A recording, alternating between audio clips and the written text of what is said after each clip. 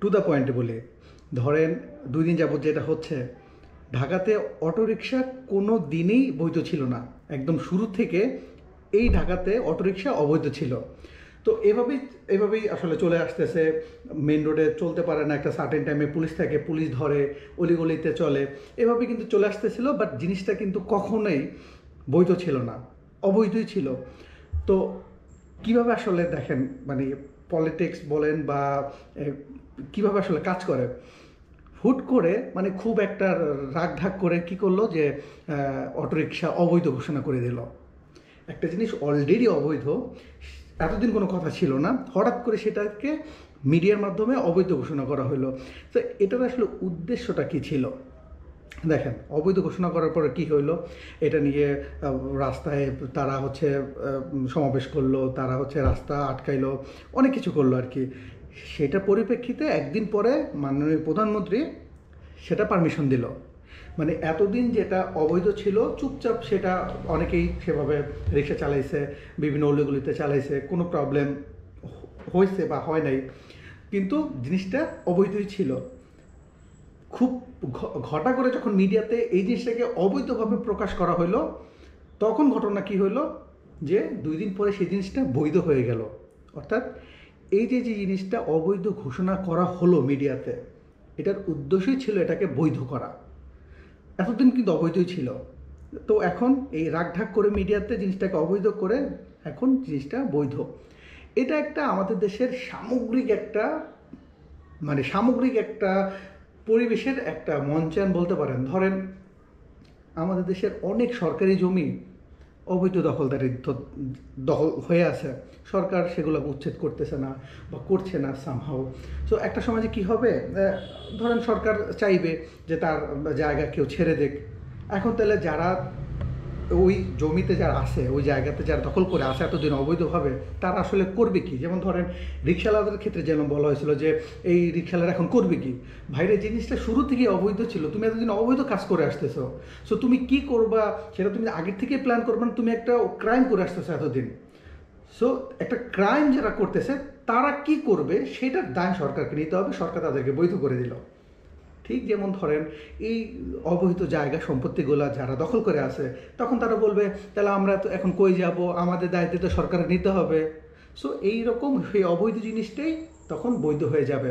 সরকারি জমি বলেন, যেমন সরকারি টাকা, ধরেন আমাদের দেশে ঋণখেলাপি যারা আছে একদম খুল্লামভাবে তারা চলাফেরা করতেছে, ওপেনলি সবার সামনে চলাফেরা করতেছে, কিন্তু কোথাকার ধরেন 10,000 12,000 টাকার জন্য 10 জন কৃষককে জেলখানা আটকে রাখতেছে। সো পুরো জিনিসটাই একটা মানে এই রিক্সাওয়ালাদের ঘটনা আমি আসলে 2-3 দিন যাবত ধরে দেখতেছিলাম আর কি, যে কি হয় আসলে। মানে আমার কাছে খুব অবাক লাগছে যে অটোরিকশা বাংলাদেশে ঢাকাতে, বিশেষ করে ঢাকাতে শুরু থেকেই অবৈধ একটা ক্রাইম, সেটাকে মিডিয়াতে এইভাবে মানে প্রচার করে অবৈধ ঘোষণা করে এত কিছু করার দরকার কী ছিল? জিনিসটা অবৈধ, আমাদের দেশের যারা আইন শৃঙ্খলা বাহিনীতে যারা আছেন তাদেরকে বললে কিন্তু হয়তো তারা কিন্তু এটাকে স্ট্রিক্টলি মেনটেন করে, যে এটা চলতেই পারবে না। যদি সরকারের ইচ্ছা থাকতো, সদিচ্ছা, যদি এটা ইচ্ছা থাকতো যে এটা আসলে চলতে পারবে না, তাহলে কিন্তু ঘটনাটা এভাবে ঘটতো যে এটা অলরেডি অবৈধ। তো সরকার কী করলো, একটা একটা একটা একটা নিউজ করলো, 1 দিন 2 দিন করে শেষ পর্যন্ত তাদেরকে বৈধ ঘোষণা করলো। এখন যেটা হয়েছে, আগে রিক্সা ছিল ধরেন 10টার মধ্যে 5টা বা 4টা ছিল হচ্ছে অটোরিকশা, এখন আপনি দেখবেন অটোরিকশা হচ্ছে 8টা, মানে 10টার মধ্যে 8টাই এখন অটোরিকশা। আজকে দেখলাম প্রচুর নতুন অটোরিকশা মার্কেটে চলতেছে। আগে যেটা হয়তো যে মিরপুরের রোডটাতে বেগম রোকেয়া সরণি বলেন বা এই যে মিরপুর রোডে বলেন, রাত 10টার পরে এই মেইন রাস্তা দিয়ে অটোরিকশা চলতো। এখন দেখতেছি সকাল বিকাল মানে পুরো হরদম সবসময় চলতেছে, বিকজ প্রধানমন্ত্রী বলছে এটা বৈধ। সো এখন আর এই অবৈধ জায়গায় যেই জিনিসটা এতদিন রাত 10টার আগে মেন রোডে চলতে পারতো না, এখন মানে সকাল বিকাল সেই জিনিস এখন রাস্তা দিয়ে চলতেছে। ইভেন বাইকের স্পিড 30 করছে, বাট অটোরিকশার স্পিড মিনিমাম 50 এবং তারা যে স্পিডে চলে। সো এই যে পরিবেশ নষ্ট করার পেছনে বা পরিবেশ নষ্ট হয়ে যাওয়ার পেছনে যারা যেভাবে মদত দিচ্ছেন, যদি ভালো এবং খারাপের ফলাফল যদি এক হইতো, তাহলে কোনো দিন ভালো এবং খারাপ দুইটা আলাদা বিষয় হতো না।